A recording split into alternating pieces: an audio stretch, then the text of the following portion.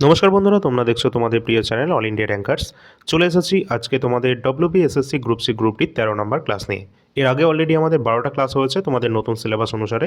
Already আমাদের চ্যানেলে playlist করা রয়েছে, সেখান থেকে তোমরা দেখে নিতে পারো। এবং আগের ক্লাসগুলো অবশ্যই দেখবে মনোযোগ সহকারে, কারণ সেখানে গুরুত্বপূর্ণ তথ্য সম্পর্কিত সমস্ত ক্লাস কিন্তু ছিল। তো আজকের ক্লাসটাও সকলে শেষ পর্যন্ত দেখার চেষ্টা করবে। যারা নতুন রয়েছে চ্যানেলে সকলে সাবস্ক্রাইব করে রাখবে এবং একটা লাইক করে শেয়ার করে দেবে। টেলিগ্রামে সকলে যুক্ত হবে, কারণ টেলিগ্রামে সমস্ত গুরুত্বপূর্ণ ইনফরমেশন তোমরা জানতে পারবে। তো চলো দেরি না করে আমাদের প্রথম প্রশ্ন থেকে শুরু করি। ফার্স্ট কোশ্চেন, বর্তমানে ভারতের মুখ্য নির্বাচন কমিশনারের নাম কি? ভারতের বর্তমান মুখ্য অর্থাৎ চিফ ইলেকশন কমিশনার বর্তমানে রয়েছেন Ganesh Kumar. Option number D, Ganesh Kumar রয়েছেন কারেন্ট চিফ ইলেকশন কমিশনার। এবং আমাদের এখান থেকে দেখতে হবে, কারণ chief election commission election commission আমাদের কিন্তু একটা সাংবিধানিক সংস্থা, যেটা কিন্তু সংবিধানের 324 নম্বর আর্টিকেলে বা অনুচ্ছেদে কিন্তু এটা নির্বাচন কমিশনের সম্পর্কে বলা রয়েছে। এবং ভারতের প্রথম নির্বাচন কমিশনার ছিলেন কে? সুকুমার সেন। সুকুমার সেন প্রথম কিন্তু তিনি ইলেকশন কন্ডাক্ট করিয়েছিলেন 1950-এর পর। পরের প্রশ্ন আছে, সম্প্রতি বিসিসিআই এর ভারপ্রাপ্ত সভাপতি হিসাবে কে নিযুক্ত হয়েছেন? তো এখানে আমাদের রাইট অ্যান্সার কোনটা হবে? তো এখানে আই থিঙ্ক তোমাদের প্রশ্নের অপশানে একটু ভুল আছে। তো সঠিক অ্যান্সার যেটা হয়ে যাবে অবশ্যই মিথুন মানহাস। তিনি কিন্তু বর্তমানে ভারপ্রাপ্ত নয়, একদম পূর্ণকালীন সভাপতি হিসাবে দায়িত্বভার গ্রহণ করেছেন। ঠিক আছে, তো মিথুন মানহাস আমাদের রাইট অ্যান্সার। আর এখানে কিন্তু আগে ছিল কে? রজার বিনি। রজার বিনি তিনি কিন্তু আগে ছিল। পরবর্তী প্রশ্ন আছে, আচ্ছা দেখে নেবে বিসিসিআই সংক্রান্ত। বিসিসিআই প্রতিষ্ঠিত হয়েছিল 1928 সালে। এর সদর দপ্তর রয়েছে কোথায়? মুম্বাইয়ের ওয়ানখেড়ে যে স্টেডিয়াম রয়েছে সদর দপ্তর, এটাই হচ্ছে বিসিসিআইয়ের। ঠিক আছে, চলো পরবর্তী প্রশ্ন। সম্প্রতি কোন দেশকে 5-0 গোলে পরাজিত করে 2025-এর সাফ আন্ডার-17 ওমেন্স চ্যাম্পিয়নশিপ জিতেছে ভারত? তো এই ক্ষেত্রে আমাদের রাইট অ্যান্সার হয়ে যাবে অবশ্যই কিন্তু নেপালকে এখানে কিন্তু পরাজিত করে ভারত জয়লাভ করেছে 2025-এ সাফ আন্ডার-17 ওমেন্স চ্যাম্পিয়নশিপ। অত্যন্ত গুরুত্বপূর্ণ এটা, ঠিক আছে, পরীক্ষায় চলে আসবে, বিশেষ করে এমটিএসে তো তোমরা দেখতেই পাবে এটা। পরের প্রশ্ন, সম্প্রতি গোয়ার নতুন মুখ্যমন্ত্রীর নাম কি? তো গোয়ার নতুন মুখ্যমন্ত্রী পদে নিযুক্ত হয়েছেন যার নাম প্রমোদ সাওয়ান্ত। প্রমোদ সাওয়ান্ত তিনি কিন্তু এর আগেও ছিলেন এবং নতুন করে তিনি আবার পুনরায় নির্বাচিত হয়েছেন। পরবর্তী প্রশ্ন আছে, সম্প্রতি পশ্চিমবঙ্গের কোন ব্যক্তি সাহিত্যের ক্ষেত্রে 2025 সালের পদ্মশ্রী পুরস্কারে ভূষিত হয়েছেন? পশ্চিমবঙ্গের কোন ব্যক্তি সাহিত্যের ক্ষেত্রে লিটারেচারে 2025-এর পদ্মশ্রী পুরস্কারে ভূষিত হয়েছেন? সঠিক অ্যান্সার হয়ে যাবে অপশান নাম্বার বি, নগেন্দ্রনাথ রয়। নগেন্দ্রনাথ রয় তিনি পদ্মশ্রী পুরস্কারে সম্মানিত হচ্ছেন লিটারেচার 2025-এ। নেক্সট কোশ্চেন, 2023 সালে জ্ঞানপীঠ পুরস্কার কে পেয়েছেন? অবশ্যই ইম্পর্টেন্ট রয়েছে, কারণ 2023টা আমাদের দেখতে হবে। 2023-এর জ্ঞানপীঠ পুরস্কারে ভূষিত হয়েছিলেন কে কে? অবশ্যই জগৎগুরু রাম ভদ্রাচার্য এবং গুলজার। সুতরাং অপশান নাম্বার সি সঠিক অ্যান্সার হবে। এখানে দেখবে যে জ্ঞানপীঠ পুরস্কার এটি কিন্তু আমাদের ভারতের সর্বোচ্চ সাহিত্যের একটি সম্মাননা, এটা প্রদান করা হয়। এবং প্রথম জ্ঞানপীঠ পুরস্কার পেয়েছিলেন কে? জি শঙ্কর কুরুপ। তিনি কিন্তু মালয়ালাম যে ভাষায়, এখানে কিন্তু তিনি জ্ঞানপীঠ পুরস্কারটি প্রথম কিন্তু পেয়েছিলেন। পরবর্তী দেখবে যে প্রথম ভারতীয় হিসাবে এই পুরস্কার পেয়েছিলেন কে? আশাপূর্ণা দেবী। প্রথম ভারতীয় মহিলা হিসাবে কিন্তু পেয়েছিলেন কে? আশাপূর্ণা দেবী। তার উপন্যাস প্রথম প্রতিশ্রুতি পুরস্কার কিন্তু তিনি ভূষিত হয়েছেন। এই জ্ঞানপীঠ পুরস্কার প্রথম মহিলা হিসাবে, প্রথম ভারতীয় মহিলা হিসাবে আশাপূর্ণা দেবী তিনি এটা পেয়েছেন। পরবর্তী প্রশ্ন আছে, 2028 সালের গ্রীষ্মকালীন Olympic games, summer Olympic games কোন শহরে অনুষ্ঠিত হতে চলেছে সাল 2028-এ? রাইট অ্যান্সার হয়ে যাবে লস অ্যাঞ্জেলস। অবশ্যই অপশান নাম্বার এ সঠিক অ্যান্সার। আর তোমাদের আগের ক্লাসেও কিন্তু আলোচনা করেছি যে পরপর যে অলিম্পিক গেমগুলো সেগুলো কোথায় কোথায় হতে চলেছে। অলিম্পিক গেমস 2024 সালে আমরা যেটা দেখেছিলাম যে অলিম্পিক গেমস যেটা কিন্তু ফ্রান্সের প্যারিসে আয়োজিত হয়েছে এবং প্রতি 4 বছর পর অলিম্পিক কিন্তু আয়োজিত হয়। নেক্সট আবার 2028 সালে যেটা হতে যাবে যেটা হচ্ছে লস অ্যাঞ্জেলসে। এবং আধুনিক অলিম্পিক গেমস এটা প্রথম শুরু হয়েছিল 1896-তে গ্রিসের এথেন্স শহরে। পরবর্তী প্রশ্ন আছে, বর্তমানে আইবি ইন্টেলিজেন্স ব্যুরো এর ডিরেক্টর জেনারেল পদে রয়েছেন কে? তো সঠিক অ্যান্সার হয়ে যাবে আইবি ইন্টেলিজেন্স ব্যুরো এর ডিরেক্টর পদে রয়েছেন তপন ডেকা। তপন কুমার ডেকা তিনি বর্তমানে রয়েছেন আইবির ডিরেক্টর পদে। পরবর্তী প্রশ্ন, নেতাজির আজাদ হিন্দ ফৌজের পতাকায় কোন পশুর ছবি ছিল? তো নেতাজির আজাদ হিন্দ যে ফৌজ তার যে পতাকা রয়েছে সেখানে যে পশুর ছবি ছিল সেটা হচ্ছে টাইগার, বাঘের ছবি কিন্তু সেখানে ছিল। পরবর্তী এখানে দেখবে যে আজাদ হিন্দ বাহিনী যে ফৌজ, যার মূল স্লোগান ছিল জয় হিন্দ, এবং নেতাজি সুভাষচন্দ্র বসুকে দেশনায়ক উপাধি দিয়েছিলেন কে? বিশ্বকবি রবীন্দ্রনাথ ঠাকুর এখানে কিন্তু দেশনায়ক উপাধি দিয়েছিলেন নেতাজি সুভাষচন্দ্র বোসকে। পরবর্তী প্রশ্ন আছে, বর্তমান লোকসভা স্পিকার কে রয়েছেন? অবশ্যই আমাদের রাইট অ্যান্সার হয়ে যাবে, বর্তমানে লোকসভা স্পিকার রয়েছেন ওম বিড়লা, এবং এখান থেকে কিন্তু দেখবে তিনি কিন্তু এই বছর তিনি নির্বাচিত হয়েছেন ভোটের মাধ্যমে। এবং এটাও দেখবে যে এই লোকসভা স্পিকারের যে ক্ষমতাটা সেটা হচ্ছে আমাদের যে দুটো রয়েছে, সভা রয়েছে, একটা হচ্ছে লোকসভা এবং রাজ্যসভা, এই দুটোকে কিন্তু একসাথে আহ্বান করতে পারে কে? প্রেসিডেন্ট। আর প্রেসিডেন্ট যখন এই দুটোকে একসাথে আহ্বান করবে তখন সেক্ষেত্রে কিন্তু সেখানে সভাপতিত্ব করবে লোকসভা স্পিকার, নাকি তোমাদের ওই রাজ্যসভার চেয়ারম্যান, যিনি কিন্তু উপরাষ্ট্রপতি হয়ে থাকেন, তাই না? আর রাজ্যসভার চেয়ারম্যান উপরাষ্ট্রপতি হন, এটা কত নম্বর আর্টিকেলে? 64 নম্বর আর্টিকেলে কিন্তু দেওয়া রয়েছে। আর এখানে আরেকটা আমাদের কিন্তু পাওয়ার রয়েছে আমাদের লোকসভা স্পিকারের, সেটা হচ্ছে কোনো বিল মানি বিল কিনা সেটা কিন্তু লোকসভা স্পিকারই ঠিক করবে। আর কোনো বিল মানি বিল, সেটা মানি বিল হোক মানে হবে কি হবে না সেটা ঠিক করবে লোকসভা স্পিকার। আর যদি সেটা মানি বিল হয় সেটা উপস্থাপন করা হবে শুধুমাত্র লোকসভাতে, নয়তো রাজ্যসভাতে নয়, ঠিক আছে? আর লোকসভা যেটা 5 বছরের জন্য হয়ে থাকে, রাজ্যসভা যেটা কিন্তু তোমাদের 6 বছরের জন্য এটা চলতেই থাকে, কারণ প্রতি 2 বছর পর পর 1/3 মেম্বার এখানে তোমাদের রিটায়ার করে আর কি, ঠিক আছে? তো এটা কিন্তু তোমাদের 5 বছরের জন্য একদম ফিক্সড লোকসভা। এটা কিন্তু তোমাদের ভেঙে যেতে পারে, আবার কোনো কারণে আবার ভেঙে যেতে পারে, ঠিক আছে? মানে এটা পার্মানেন্ট মেম্বার, পার্মানেন্ট মানে তোমাদের সভা নয়। আর রাজ্যসভা যেটা হচ্ছে এটা কিন্তু একদম স্থায়ী, ঠিক আছে? প্রতি 3 বছর পর পর 1/3 করে তোমাদের রিটায়ারমেন্ট হয়ে থাকে। পরবর্তী প্রশ্ন আছে, আচ্ছা লোকসভার প্রথম স্পিকার ছিলেন কে? জি.ভি. মাভলাঙ্কার, গণেশ বাসুদেব মাভলাঙ্কার, তিনি কিন্তু লোকসভার প্রথম স্পিকার ছিলেন। এবং লোকসভার সর্বাধিক সদস্য সংখ্যা তোমাদের যেটা হতে পারে 552 জন। আর লোকসভায় কিন্তু অ্যাংলো ইন্ডিয়ান তোমাদের মনোনীত করা হতো রাষ্ট্রপতির মাধ্যমে, কিন্তু এখন সেটা করা হয় না, ঠিক আছে? আচ্ছা, রাজ্যসভায় করা হয়। পরবর্তী প্রশ্ন আছে, অঙ্গ প্রতিস্থাপনে বিশ্বব্যাপী ভারত কত নম্বর র্যাঙ্কে রয়েছে? প্রশ্নটা কি ভালো করে দেখবে। অঙ্গ প্রতিস্থাপনের ক্ষেত্রে বিশ্বব্যাপী ভারত কত নম্বর র্যাঙ্কে রয়েছে? রাইট অ্যান্সার 3rd পজিশনে রয়েছে ইন্ডিয়া। পরবর্তী প্রশ্নে যাওয়ার আগে তোমরা অবশ্যই দেখে নেবে আমাদের কাছে রয়েছে কিছু নোটস, যেগুলো কিন্তু তোমরা নিলে অবশ্যই উপকৃত হবে এক্সামের জন্য। সামনে তোমাদের WBSSC গ্রুপ সি গ্রুপ টি এক্সামও রয়েছে আমাদের রাজ্যের, এছাড়া আমাদের কেন্দ্র সরকারের কিন্তু অন্যান্য এক্সাম রয়েছে, যেমন রেলওয়ের ক্ষেত্রে NTPC রয়েছে, সেকশন কন্ট্রোলার সহ অন্যান্য এক্সাম রয়েছে। এছাড়া তোমাদের SSCর ক্ষেত্রে SSC GD constable, SSC MTS এবং অন্যান্য SSCর সমস্ত যে ক্যালেন্ডার সেটা রিলিজ করা হয়েছে। সমস্ত এক্সামের জন্য স্ট্যাটিক জিকে তোমাদের গুরুত্বপূর্ণ একটা পার্ট, যেটা বাংলা ভাষায় আমরা প্রোভাইড করছি একদম ইম্পর্টেন্ট লেটেস্ট ইনফরমেশনের সাথে। সেই সমস্ত তথ্য এখানে দেওয়া রয়েছে যেগুলো তোমাদের পরীক্ষায় আসে, এবং এখানে টোটাল 120টার ওপর টপিকের সংখ্যা রয়েছে, টোটাল পেজ সংখ্যা রয়েছে 126টি।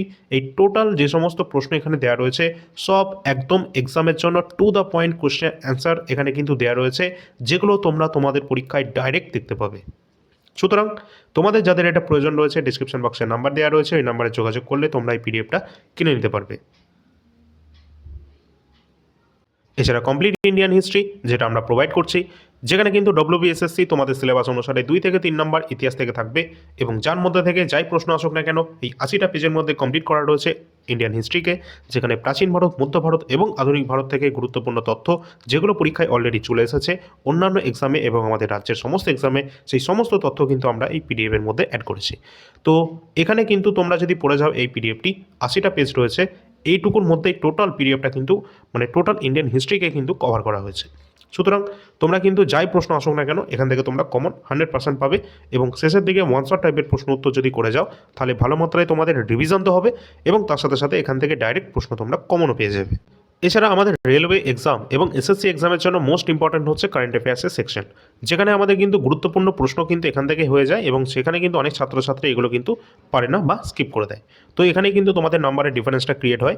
তো তার জন্য কিন্তু তোমাদের সকলের জন্য মান্থ ওয়াইজ কারেন্ট অ্যাফেয়ার্স কিন্তু আমরা দিয়ে দিচ্ছি বাংলা ভাষায় একদম সেরা কারেন্ট অ্যাফেয়ার্স, যেগুলো প্রতি মাসে 450-র কাছাকাছি কোয়েশ্চেন রয়েছে তোমরা দেখতে পারবে, যেগুলো তোমাদের প্রিলিমস, মেন্স, টিয়ার 1, টিয়ার 2 বা CBT 1, CBT 2 এর জন্য ইম্পর্টেন্ট।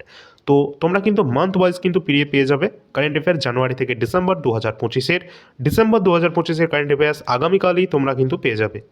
যেমনটা তোমাদেরকে বলা হয়েছিল। তো অবশ্যই এই নম্বরে তোমরা যোগাযোগ করবে যে কোনো পিডিএফের তথ্য জানতে। আর সামনে রয়েছে আমাদের রেলওয়ে এনটিপিসি, তোমাদের এক্সাম সম্ভবত এপ্রিল 2026 হতে যাচ্ছে। সুতরাং বেশি দেরি না করে তোমরা কিন্তু এখনই কিন্তু প্রস্তুতি যদি ভালো মাত্রায় না নিয়ে থাকো, তাহলে কিন্তু ভালো পারফরমেন্স কিন্তু তোমরা করতে পারবে না। সুতরাং তোমরা কিন্তু এখানে প্রিভিয়াস ইয়ার প্রশ্নপত্র অবশ্যই পড়ে যাবে, যেখানে 2020-21 5000+ কোয়েশ্চেনপত্র আমাদের কাছে রয়েছে বাংলা ভাষায়, এবং 2025-এর যে গ্র্যাজুয়েট লেভেলের 47টি শিফট, যেখানে সাবজেক্ট ওয়াইজ প্রশ্নপত্র আমাদের কাছে রয়েছে। এই টোটাল সমস্ত পিডিএফগুলো তোমরা কিন্তু অবশ্যই কালেক্ট করে নেবে, এবং এখানে কিন্তু বাংলা ভাষায় তা আবার প্রিন্টেবল ফরম্যাটে দেওয়া রয়েছে A4 সাইজে। সুতরাং সমস্ত পিডিএফ কিন্তু তোমাদের অ্যাভেলেবেল রয়েছে। এটা এনটিপিসি 2025-এর 99-এ তোমরা পেয়ে যাবে। অন্যান্য যে সমস্ত নোটস আমরা প্রোভাইড করছি তার মধ্যে রয়েছে এনটিপিসি 2020-21, এছাড়া 2025 রয়েছে, আরপিএফ এসআই রয়েছে সাবজেক্ট ওয়াইজ, বায়োলজি রয়েছে কমপ্লিট, যেটা কিন্তু 60 টাকার মধ্যে পাবে, এছাড়া কমপ্লিট ইন্ডিয়ান হিস্ট্রি রয়েছে, কমপ্লিট স্ট্যাটিক জিকে, এবং এসএসসি জিডি প্রিভিয়াস ইয়ার প্রশ্নপত্র 2024 এবং 2025, যেগুলো কিন্তু তোমরা 50 টাকার মধ্যে পেয়ে যাবে। এই নম্বরে যোগাযোগ করবে, এবং তাছাড়া টেলিগ্রামে সকলে যুক্ত হবে যে কোনো গুরুত্বপূর্ণ ইনফরমেশন জানার জন্য। পরবর্তী প্রশ্নে চলে আসি। আর যাদের এইগুলো তোমাদের সমস্যা ক্রিয়েট হচ্ছে, তো অবশ্যই এই সমস্ত যে অ্যাডগুলো আছে তোমরা স্কিপ করে দেবে। পরবর্তী প্রশ্ন, 16 বছরের কম বয়সী শিশুদের ইউটিউব অ্যাকাউন্ট তৈরি করতে নিষিদ্ধ কোর্সের ঘোষণা করা হয়েছে সম্প্রতি, কোন দেশ করেছে এটা? তো রাইট অ্যান্সার হয়ে যাবে অবশ্যই অস্ট্রেলিয়া। অস্ট্রেলিয়া সরকার এখানে 16 বছরের কম বয়সী যারা রয়েছে তাদেরকে কিন্তু ইউটিউব অ্যাকাউন্ট নিষিদ্ধ করার কথা বলা হয়েছে তাদেরকে। পরবর্তী প্রশ্ন, জাতীয় কংগ্রেস প্রতিষ্ঠার সময় ভারতের ভাইসরয় কে ছিলেন? ইম্পর্টেন্ট প্রশ্ন। আর জাতীয় কংগ্রেস সম্পর্কিত তথ্য তোমাদের কিন্তু এর আগেও দিয়েছি, এবং খুব শীঘ্রই তোমাদের কিন্তু আর একটা ক্লাস চলে আসবে কমপ্লিট ইন্ডিয়ান ন্যাশনাল কংগ্রেস সম্পর্কিত। সেখানে সমস্ত প্রশ্ন তো থাকবে যেগুলো তোমাদের এক্সামে থাকে। তো রাইট অ্যান্সার হয়ে যাবে ভারতের জাতীয় কংগ্রেসের সময় ভাইসরয় ছিলেন লর্ড ডাফরিন। লর্ড ডাফরিন তিনি কত সালে ছিলেন? 1885, কারণ 1885 সালেই আমাদের ভারতের জাতীয় কংগ্রেস প্রতিষ্ঠিত হয়েছিল, যেটা হয়েছিল কোথায়? বোম্বাইয়ের গোকুল দাস তেজপাল সংস্কৃত কলেজে, যেখানে উমেশচন্দ্র বন্দ্যোপাধ্যায় সভাপতিত্ব করেছিলেন জাতীয় কংগ্রেসের প্রথম অধিবেশনে। আর এই প্রথম অধিবেশনে টোটাল 72 জন প্রতিনিধি উপস্থিত ছিলেন। জাতীয় কংগ্রেসের প্রথম মহিলা সভাপতি যদি জিজ্ঞাসা করা হয়, রাইট অ্যান্সার হয়ে যাবে অ্যানি বেসান্ত, যিনি 1917 সালে জাতীয় কংগ্রেসের সভাপতিত্ব করেছেন। পরবর্তী প্রশ্ন আছে, যদি ভালো লাগে একটা লাইক কিন্তু সকলে করবে। নেক্সট প্রশ্ন, বন্দিপুর জাতীয় উদ্যান যেটা ভারতের কোথায় অবস্থান করছে? তো বন্দিপুর জাতীয় উদ্যান ন্যাশনাল পার্ক যেটা অবস্থান করছে ভারতের কর্ণাটক রাজ্যে। কর্ণাটক রাজ্যে অবস্থান করছে বন্দিপুর ন্যাশনাল পার্ক। এই যে বন্দিপুর ন্যাশনাল পার্ক বা জাতীয় উদ্যান রয়েছে, এটা কিন্তু একটি প্রজেক্ট টাইগারের আন্ডারে আসছে। আর তোমরা বলবে কত সালে প্রজেক্ট টাইগার লঞ্চ হয়েছে? ঠিক আছে, ভারতের প্রথম জাতীয় উদ্যান হলো জিম করবেট ন্যাশনাল পার্ক, যেটা উত্তরাখণ্ডে রয়েছে। আর এখান থেকেই কিন্তু তোমাদের প্রজেক্ট টাইগারের সূচনাও হয়েছিল, সালটা তোমরা বলবে। পরবর্তী প্রশ্ন, কোন প্রাণী গমন পদ্ধতি হলো লুপিং? লুপিং একটি গমনের পদ্ধতি। তো এটা কোন প্রাণীর রয়েছে? অবশ্যই hydra. Hydra option number B. পরবর্তী আমরা দেখব যে কোষবিজ্ঞান হাইড্রার যে গমন পদ্ধতি যেমন লুপিং, তেমনি অ্যামিবার যে গমন পদ্ধতি রয়েছে যার নাম কি ক্ষণপথ বা সিলিয়ারি যে মুভমেন্ট, এটাকে কিন্তু অ্যামিবার কিন্তু গমন পদ্ধতির নাম। ঠিক আছে, এছাড়া প্লাস্টিড যেটা রয়েছে এটা কিন্তু উদ্ভিদের খাদ্যের কারখানা কিন্তু নামে পরিচিত প্লাস্টিড। পরবর্তী ইম্পর্টেন্ট কোশ্চেন রয়েছে, ইউক্রেনের যে চেরনোবিলের পরিবেশ যে দুর্ঘটনা এটা কত সালে হয়েছিল? অর্থাৎ ইউক্রেনের যে চেরনোবিল দুর্ঘটনাটি হয়েছিল সেটা কত সালে হয়েছিল? 1986 সালে কিন্তু ইউক্রেনের চেরনোবিল যে দুর্ঘটনা সেটা কিন্তু হয়েছিল। এবং এর সাথে সাথে আরও গুরুত্বপূর্ণ তথ্য তোমাদের একটু দেখে রাখতে হবে, যে চেরনোবিল যে দুর্ঘটনা এটি কিন্তু বর্তমানে ইউক্রেনে অবস্থান, যে কারণে এটা ইউক্রেনে হয়েছিল। এটি একটি ভয়াবহ পারমাণবিক বিপর্যয় ছিল। এবং একইভাবে আমাদের ভারতেও কিন্তু 1984 সালে ঘটেছিল ভোপাল গ্যাস দুর্ঘটনা। তো যেখানে কিন্তু রাসায়নিক যেটা ব্যবহার সবথেকে বেশি পরিমাণে ক্ষতিগ্রস্ত হয়েছিল, যার কারণে সেটা হচ্ছে মিথাইল আইসোসায়ানাইড। তো এটি কিন্তু হয়েছিল ভোপালে, সাল হচ্ছে 1984-তে। সালগুলো মনে রাখবে। পরবর্তী প্রশ্ন, কোন নদীর তীরে নিউ ইয়র্ক যে শহর রয়েছে এটি অবস্থান করছে? তো নিউ ইয়র্ক শহরটি অবস্থান করছে হাডসন যে নদী রয়েছে অপশান নাম্বার এ, তার উপরে, হাডসন। পরবর্তী প্রশ্ন, অলিম্পিকে সর্বপ্রথম সোনার পদক দেওয়া হয় কত সাল থেকে? অর্থাৎ অলিম্পিকে প্রথম সোনার যে পদক সেটা কিন্তু দেওয়া হচ্ছে কত সাল থেকে? সাল 1904 সাল থেকে প্রথম কিন্তু প্রদান করা শুরু হয়েছিল গোল্ড মেডেল। নেক্সট প্রশ্ন, ভারতীয় বিপ্লববাদের জননী কাকে বলা হয়? তো ভারতের বিপ্লববাদের জননী বলা হয়ে থাকে, এক্ষেত্রে আমাদের রাইট অ্যান্সার হয়ে যাবে মাদাম ভিকাজি রুস্তম কামা, বা মাদাম কামাকে কিন্তু বলা হয়ে থাকে ভারতীয় বিপ্লববাদের জননী। ভারতীয় বিপ্লববাদের জননী মাদাম কামা 1907 সালে জার্মানির স্টুটগার্টে প্রথম ভারতের জাতীয় পতাকা উত্তোলন করেছিলেন। এটাও কিন্তু ইম্পর্টেন্ট রয়েছে, সাল 1907-এ। কোথায়? জার্মানির স্টুটগার্টে। নেক্সট, কোষের তড়িৎচালক যে বল রয়েছে তার এককের নাম কি? কোষের তড়িৎচালক বলের এসআই একক রয়েছে volt. Option number C right answer হয়ে যাবে ভোল্ট, সঠিক অ্যান্সার।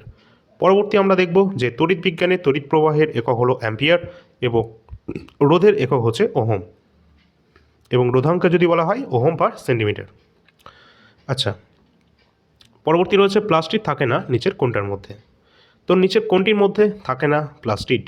তো অবশ্যই রাইট অ্যান্সার হয়ে যাবে কোনো প্রাণী কোষে কিন্তু থাকে না, কারণ দেহকোষ বা উদ্ভিদ কোষ রাইবোজোমে কিন্তু থাকে। পরবর্তী রয়েছে অস্ট্রেলিয়ার পার্লামেন্টের নাম কী রয়েছে? অবশ্যই রাইট অ্যান্সার হয়ে যাবে ফেডারেল পার্লামেন্ট, যেটা রাইট অ্যান্সার হয়ে যাবে option number B, federal parliament, যেটা কিন্তু অস্ট্রেলিয়ার পার্লামেন্টের নাম, ফেডারেল। পরবর্তী রয়েছে গাড়ির ব্যাটারিতে কোন অ্যাসিড ব্যবহার করা হয়? অবশ্যই ইম্পর্টেন্ট প্রশ্ন। তো গাড়ির ব্যাটারিতে যেটা ব্যবহার করা হয় সেটা হচ্ছে H2SO4, অর্থাৎ সালফিউরিক অ্যাসিড। সালফিউরিক অ্যাসিড কিন্তু গাড়ির ব্যাটারিতে কিন্তু ব্যবহার করা হয়ে থাকে, এবং এই সালফিউরিক অ্যাসিডকে কিন্তু বলা হয়ে থাকে অয়েল অফ ভিট্রিয়ল, যার রাসায়নিক সংকেত কী রয়েছে? H2SO4। এই যে তোমরা এখানে দেখতে পাচ্ছ, এখানে অয়েল অফ ভিট্রিয়ল কিন্তু বলা হয়ে থাকে সালফিউরিক অ্যাসিডকে, যেটা ব্যাটারিতে ব্যবহার করা হয়, যার রাসায়নিক সংকেত H2SO4। পরবর্তী প্রশ্ন আছে ভারতের সার্বভৌমিকতা, একতা এবং সংহতিকে সমর্থন এবং সংরক্ষণ হলো একটি কি? তো এটা ডিপিএসপি নির্দেশমূলক নীতি, যেটা আমরা আয়ারল্যান্ড থেকে নিয়েছি, না এটা সংসদীয় আইন, নাকি এটা মৌলিক কর্তব্য যেটা রাশিয়ার থেকে নেওয়া, নাকি এটা সুপ্রিম কোর্টের নির্দেশ? তো সঠিক অ্যান্সার হয়ে যাবে এটি একটি মৌলিক কর্তব্যের মধ্যে পড়ছে, অপশান নাম্বার সি সঠিক অ্যান্সার। পরবর্তী আমরা দেখব টিব্বা, এটি একটি কি? তো এখানে যেটা রয়েছে এটি একটি আমাদের রাইট অ্যান্সার হয়ে যাবে মরু অঞ্চলে দেখা যায় এটি বালির একটি পাহাড়, অপশান নাম্বার বি সঠিক অ্যান্সার। পরবর্তী প্রশ্ন, ভারতের প্রথম অস্থায়ী প্রধানমন্ত্রীর নাম কি? ভারতের প্রথম অস্থায়ী প্রধানমন্ত্রী ছিলেন বা অ্যাক্টিং প্রাইম মিনিস্টার, যার নাম Gulzarilal Nanda, option number C সঠিক অ্যান্সার হয়ে যাবে, যিনি প্রথম অ্যাক্টিং প্রাইম মিনিস্টার হয়েছিলেন ভারতের 1964 সালের দিকে। পরবর্তী প্রশ্ন, ভারতের জাতীয় কংগ্রেসের প্রথম মুসলিম সভাপতি কে ছিলেন? ভারতের জাতীয় কংগ্রেসের প্রথম মুসলিম সভাপতি ছিলেন যার নাম বদরুদ্দিন তৈয়বসি, অপশান নাম্বার সি সঠিক অ্যান্সার। নেক্সট আছে বিশ্ব স্বাস্থ্য সংস্থা ওয়ার্ল্ড হেলথ অর্গানাইজেশন নির্দেশিকা অনুযায়ী পানীয় জলে আর্সেনিকের নিরাপদ মাত্রা কত?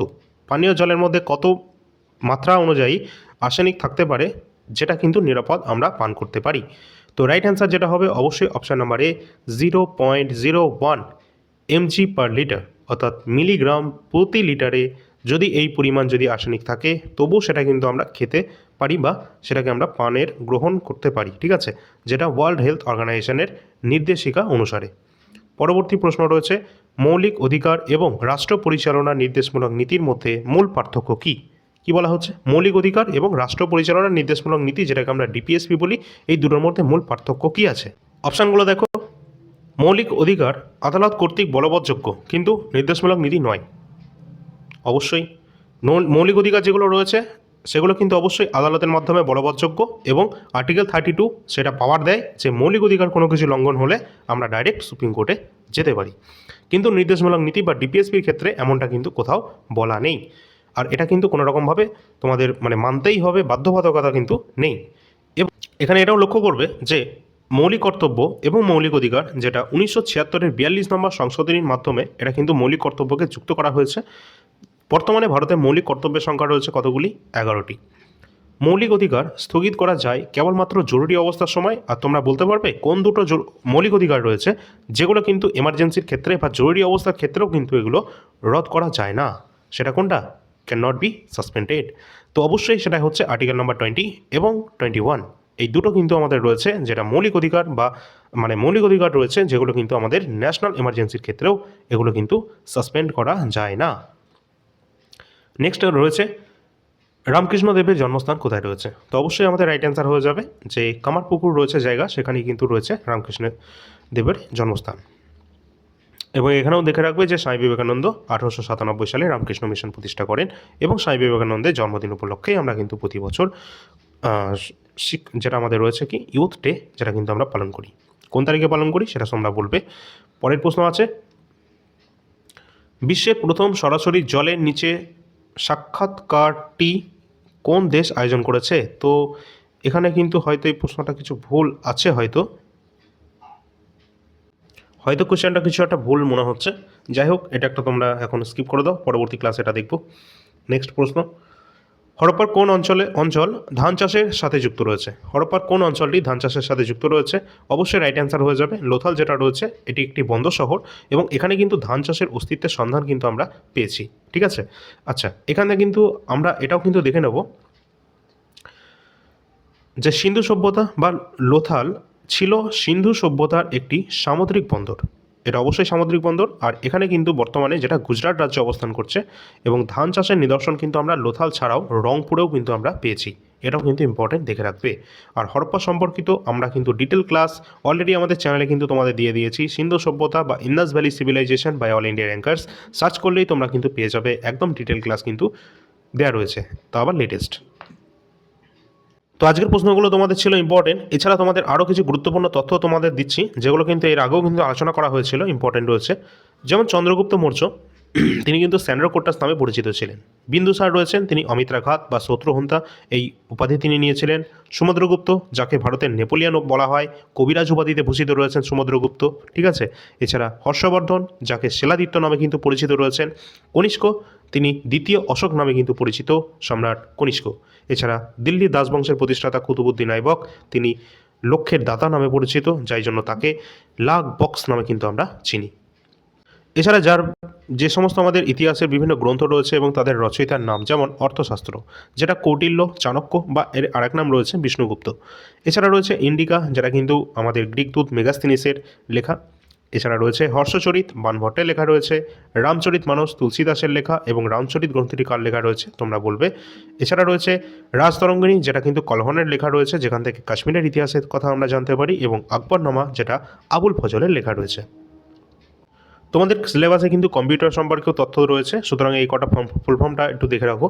যেমন সিপিইউ, যেটা হচ্ছে কম্পিউটারের মস্তিষ্ক বা ব্রেন বলা হয়, যেটা সেন্ট্রাল প্রসেসিং ইউনিট এর ফুল ফর্ম।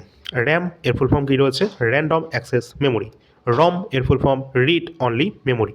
এছাড়া রয়েছে ইউআরএল, তো ইউনিফর্মস রিসোর্স লোকেটর এর ফুল ফর্ম, এবং ডব্লিউডব্লিউডব্লিউ এর ফুল ফর্ম রয়েছে ওয়ার্ল্ড ওয়াইড ওয়েব। এই সম্পূর্ণ গুরুত্বপূর্ণ তথ্য কিন্তু তোমাদের এক্সামের জন্য ইম্পর্টেন্ট। এগুলো কিন্তু কম্পিউটার থেকে রয়েছে বিভিন্ন গুরুত্বপূর্ণ ফুল ফর্ম।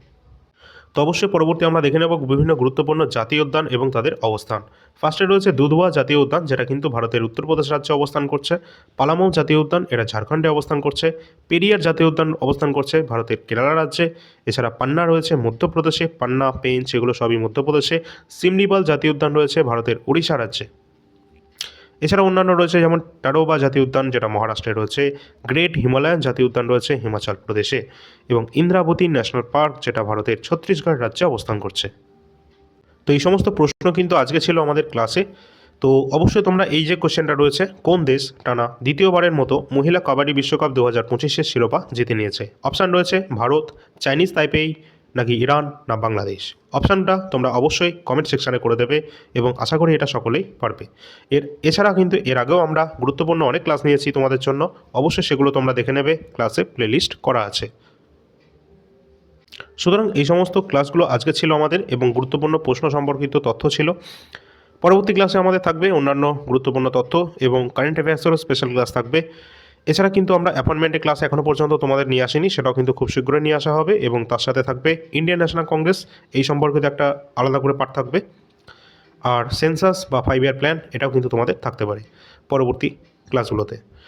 তো আমাদের কাছে যে সমস্ত পিডিএফ বর্তমানে অ্যাভেলেবেল রয়েছে, তার মধ্যে যেগুলো রয়েছে সেগুলো তোমরা দেখতেই পাচ্ছ। তোমাদের প্রয়োজন হলে নিচে দেওয়া নাম্বারে যোগাযোগ করবে, অবশ্যই হোয়াটসঅ্যাপের মাধ্যমে, কোনো কল করবে না। এখানে কারেন্ট অ্যাফেয়ার্স 2025 কমপ্লিট অ্যাভেলেবেল রয়েছে, এবং স্ট্যাটিক জিকে এবং কমপ্লিট ইন্ডিয়ান হিস্ট্রি, এই তিনটে তো সকলের জন্য ইম্পর্টেন্ট। ঠিক আছে, এছাড়া রয়েছে প্রিভিয়াস ইয়ার প্রশ্নপত্র, এনটিপিসির, আরপিএফ এসআই, বায়োলজি রয়েছে রেলওয়ে গ্রুপ ডি বা অন্যান্য রেলওয়ে এক্সামের জন্য। এছাড়া এসএসসি জিডি কনস্টেবলের জন্য 2024, এবং 2025-এর জন্য জিকে কোশ্চেন কিন্তু রয়েছে অ্যাভেলেবেল। সবই কিন্তু বাংলা ভাষায় রয়েছে, A4 সাইজ প্রিন্টেবল ফরম্যাটে। যার প্রয়োজন রয়েছে অবশ্যই নিয়ে নেওয়ার চেষ্টা করবে এবং আগের ক্লাসগুলো দেখে না থাকলে দেখে রাখবে, টেলিগ্রামে সকলে যুক্ত হবে। দেখা হচ্ছে পরবর্তী ক্লাসে। ধন্যবাদ।